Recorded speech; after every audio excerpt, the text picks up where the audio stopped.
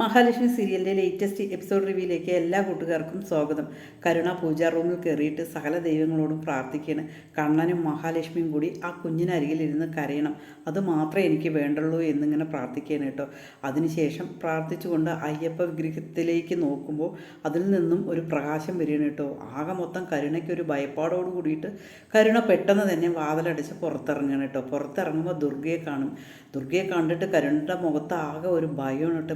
എന്താടി നീ ഇത്ര നേരത്തെ പൂജാ റൂമിൽ കയറിയിരിക്കുന്നത്? 4 മണിക്ക് കുളിച്ച് പതിവുള്ളതല്ലോ, എന്താ കാരണം? ഇന്നലെ ആ കുഞ്ഞിന് സുഖമില്ലാതായി, ആ കുഞ്ഞില്ലാതാകണം എന്ന് പറയാൻ വേണ്ടിയിട്ടാണോ നീ പൂജാ റൂമിൽ കയറി പ്രാർത്ഥിച്ചിരിക്കുന്നത് എന്ന് ചോദിക്കുന്നുണ്ട്. അങ്ങനെയൊന്നും അല്ല, ഞാൻ ആ കുഞ്ഞും രക്ഷപ്പെടാൻ വേണ്ടിയിട്ടാണ് അമ്മേ ഞാൻ പ്രാർത്ഥിച്ചിരിക്കുന്നത് എന്ന് പറയും. നീ സാധാരണ പതിവുള്ളതല്ലോ ഈ നേരത്ത് എന്ന് പറയും. അല്ല, ഞാൻ കർക്കിടക മാസമായപ്പോൾ ഞാൻ അങ്ങനെ ചെയ്തതാണ് എന്ന് പറയും. എന്ത് കർക്കിടക മാസമായപ്പോൾ? ഇനി എല്ലാ ദിവസവും നീ ഇതേപോലെ എഴുന്നേറ്റ് ചെയ്യൂ എന്ന് ചോദിക്കും. ഞാനൊരു സ്വപ്നം കണ്ടിരുന്നു, അതുകൊണ്ടാണ് ഞങ്ങളുടെ കുടുംബക്ഷേത്രത്തിലെ ആ അമ്മ വന്ന് എന്നോട് പറഞ്ഞു, അതുകൊണ്ടാണ് എന്നിങ്ങനെ പറയും. ഇനി എപ്പോഴും നീ ഇതുപോലെ ചെയ്യണം പറയും. ഞാൻ ചെയ്യണം എന്നാണ് ഞാൻ ആഗ്രഹിക്കുന്നത് എന്ന് പറയണം കേട്ടോ. എന്തായാലും ശരി, നിൻ്റെ ആഗ്രഹം ഒരിക്കലും നടക്കില്ല, അത് വിട്ടേക്ക്. കാരണം ഞാനും ഇതുപോലെ ഒരുപാട് പ്രാർത്ഥിച്ചതാണ് ആ പൂജാമുറിയിൽ കയറിയിട്ട്, അതിനുള്ള തക്ക ഫലം എനിക്ക് കിട്ടുകയും ചെയ്യും. അതുകൊണ്ട് നീ അത് വിട്ടേക്ക്. ഞാൻ എൻ്റെ മോളെ കൂടി തള്ളിക്കളഞ്ഞിട്ട് നിന്നെ ഞാൻ സ്നേഹിച്ചതാണ്, മരുമോളായിട്ടല്ല മകളായിട്ടാണ് നിന്നെ സ്നേഹിച്ചത്. അതിന് നീയും നിൻ്റെ അച്ഛനും കൂടി എനിക്ക് പ്രതിഫലം തന്നു.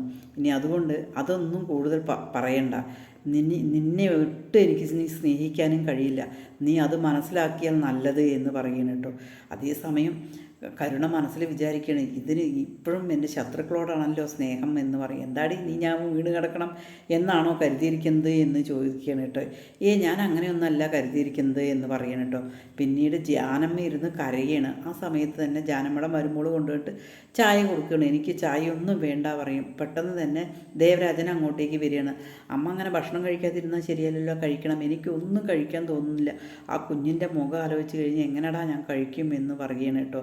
ആ കുഞ്ഞിനെ ആശുപത്രിയിൽ കൊണ്ടുപോയിരിക്കുകയാണ്. നിങ്ങൾ ഇവിടെ ഇരുന്ന് കരഞ്ഞിട്ട് കാര്യമില്ല, കുളിച്ച് എത്രയും പെട്ടെന്ന് നിങ്ങൾ അവിടേക്ക് പോകണം. അവിടെ പോയിട്ട് ആ വിവരങ്ങളെല്ലാം ഞങ്ങളോട് പറയണം, എങ്കിൽ മാത്രമേ എനിക്ക് ആ പ്രതാപനോട് പറയാൻ പറ്റുള്ളൂ. അതിനുശേഷമേ അയാൾ എനിക്ക് എന്തെങ്കിലും തരുള്ളൂ എന്ന് പറയും. എടാ, ഈ മഹാപാപം ചെയ്തിട്ട് ഞാൻ എങ്ങനെ അങ്ങോട്ടേക്ക് പോകുന്നത്? ഒരു കുഞ്ഞിൻ്റെ വിഷമം ഒരിക്കലും മാറില്ല എൻ്റെ മനസ്സിൽ നിന്നും. കാരണം നിങ്ങൾക്ക് കുഞ്ഞുങ്ങളില്ല, അതുകൊണ്ട് നിങ്ങൾക്ക് അതിൻ്റെ വിഷമം അറിയില്ല എന്ന് പറയണം കേട്ടോ. അതേസമയം എന്തായാലും ശരി, അമ്മ അങ്ങനെ ഇരുന്നാൽ പറ്റില്ല, അവിടേക്ക് പോകണം. ഒരിക്കലും അമ്മ ആരും ഒന്നും സംശയിക്കില്ല. കാരണം എന്താണെന്നറിയോ? ആ അമ്മയ്ക്ക് പാലില്ലാത്ത കാരണമാണ് പാൽപ്പൊടി കലക്കി കൊടുത്തത്, അത് കാരണമാണ് കുഞ്ഞ് മരിച്ചത് എന്ന് കരുതിക്കോളും, അല്ലാതെ വേറെ ഒരു പ്രശ്നമില്ല എന്ന് ദേവരാജൻ പറയണം കേട്ടോ. പിന്നീട് ആ മരുമോള് പറയും, മുറ്റത്തിരുന്ന് അമ്മ കരയുന്നത് കണ്ടപ്പോൾ പലതും ചോദിച്ചു എന്ന് പറയണം കേട്ടോ. അതിനുശേഷം പ്രതാപൻ ദേവരാജനെ കാണാൻ വേണ്ടി വന്നിരിക്കണം കേട്ടോ. ദേവരാജൻ പറയുകയാണ്, ഇനി ആ ബാക്കി പൈസ ഉണ്ടെങ്കിൽ തന്നിരുന്നെങ്കിൽ വളരെ ഉപകാരമായിരുന്നു എന്ന് പറയുകയാണ്.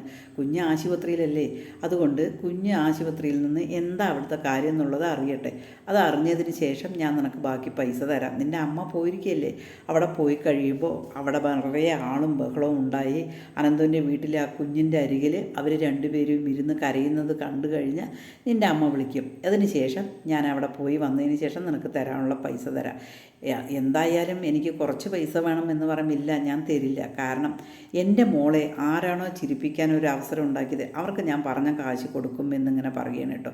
പിന്നീട് പറയുന്നുണ്ട്, നിനക്ക് ഈ പൈസ കിട്ടിക്കഴിഞ്ഞാൽ വല്ല പെട്ടിക്കട തട്ടുകട എന്തെങ്കിലും ഇട്ടിട്ട് നടത്താലോ.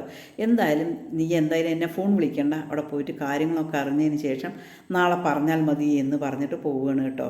അതിന് ടെൻഷനോട് കൂടിയിട്ട് പോവുകയാണ്. പോകുന്ന സമയത്ത് അനന്തമാണ് ജാനമ്മയെ കാണുന്നത് കേട്ടോ. അനന്ത് കണ്ടതും പറയുക, ദാ വന്നല്ലോ എന്ന് പറയണം കേട്ടോ. ആകെ പേടിച്ചു കൊണ്ട് ജാനമ്മയും വരികയാണ്, കണ്ണനും വരികയാണ് കേട്ടോ.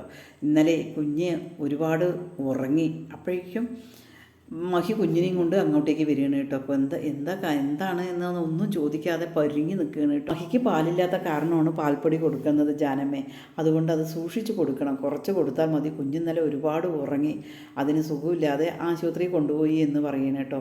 കുഞ്ഞിനെ കണ്ടതും തന്നെ ജാനമ്മയ്ക്ക് പകുതി ആശ്വാസമാണ് കേട്ടോ. കുഞ്ഞ് ഉറങ്ങുമ്പോൾ എനിക്ക് സന്തോഷമല്ലേ മോനെ എന്ന് പറയണം. ഇനിയൊന്നും പ്രശ്നം ഉണ്ടാക്കണ്ട എന്ന് പറയണം കേട്ടോ. അതിനുശേഷം മഹി കുഞ്ഞിനെ ജാനമ്മയുടെ കയ്യിൽ കൊടുക്കണം കേട്ടോ. ജാനമ്മയെ കൊണ്ട് കുളിപ്പിക്കുക എന്ന് പറയണം കേട്ടോ. പിന്നീട് ലേഖയുടെ കാര്യം പറയണം കേട്ടോ. ലേഖയ്ക്ക് തീരെ ഇഷ്ടമായിട്ടില്ല. ലേഖ ഇന്നലെ തന്നെ പല പ്രശ്നങ്ങളും പറഞ്ഞിട്ടുണ്ട്. അവരോട് നീ വഴക്ക് പറയണ്ട എന്ന് പറയും. അതൊരു പാവം സ്ത്രീയാണ് എന്നിങ്ങനെ കണ്ണം പറയണം കേട്ടോ. അത് കേൾക്കുമ്പോൾ മഹി പറയും, അവൾക്ക് ഞാനേ കുഞ്ഞിനെ എടുക്കുന്നത് തീരെ ഇഷ്ടമല്ല, പിന്നെയല്ലേ അവർ കുളിപ്പിക്കാൻ എടുക്കുന്നതും ഒന്നും തീരെ ഇഷ്ടമല്ല അവൾക്ക്. എന്തെന്നെയാണെങ്കിലും ശരി, നിങ്ങൾക്കൊരു കുഞ്ഞിനെ അഡോപ്റ്റ് ചെയ്യായിരുന്നു എന്ന് പറയുകയാണ് കേട്ടോ. അതൊക്കെ ഞാൻ പല പ്രാവശ്യം പറഞ്ഞതായിരുന്നു. കാരണം ലേഖയ്ക്ക് കുഞ്ഞുങ്ങളെ ഭയങ്കര ഇഷ്ടമാണ് എന്ന് പറയാം. അതൊന്നും ഇനി നടക്കില്ല. ഇപ്പോഴൊരു കുഞ്ഞിനെ എടുക്കുക എന്ന് പറഞ്ഞാലും അവൾ സമ്മതിക്കില്ല. നിങ്ങളൊരു കാര്യം ചെയ്താൽ മതി, അവൾക്ക് ഇടയ്ക്ക് കുഞ്ഞിനെ കാണാനുള്ള ഒരു അവസരം ഉണ്ടാക്കി കൊടുത്താൽ മതി, അതിൽ കൂടുതലൊന്നും ചെയ്യണ്ട എന്ന് അനന്തു ഇങ്ങനെ പറയണം കേട്ടോ. അതിനുശേഷം ജാനമ്മ വന്നിട്ട് അടുക്കളയിൽ ഇങ്ങനെ പണികൾ ചെയ്യണം കേട്ടോ. അതേസമയം ദേവരാജനെ പറമ്പിൽ നിന്നും പാമ്പ് കടിക്കുകയാണ് കേട്ടോ. പാമ്പ് കടിച്ചിട്ട് ദേവരാജൻ്റെ ഭാര്യ ഫോൺ ചെയ്യാണ് ജാനമ്മയ്ക്ക്.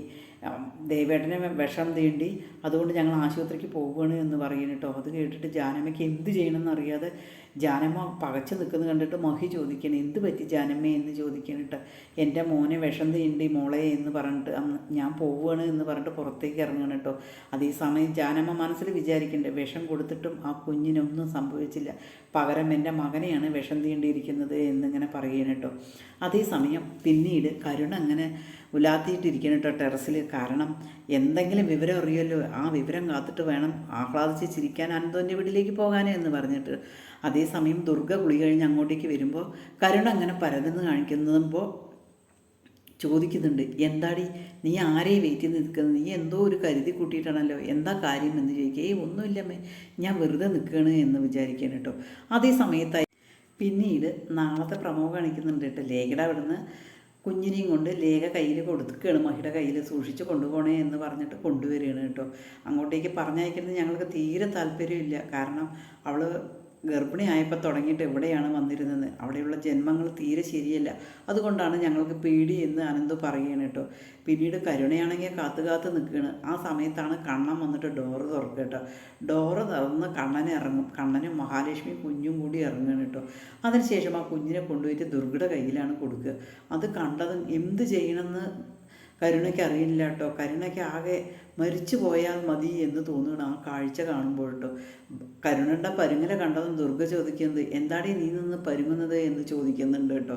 ബാക്കി നാളത്തെ പ്രമോല് നമുക്ക് വിശദമായിട്ട് അറിയാം. ഈ ചാനലൊന്ന് ലൈക്ക് ചെയ്ത് ഹൈപ്പ് ചെയ്ത് സപ്പോർട്ട്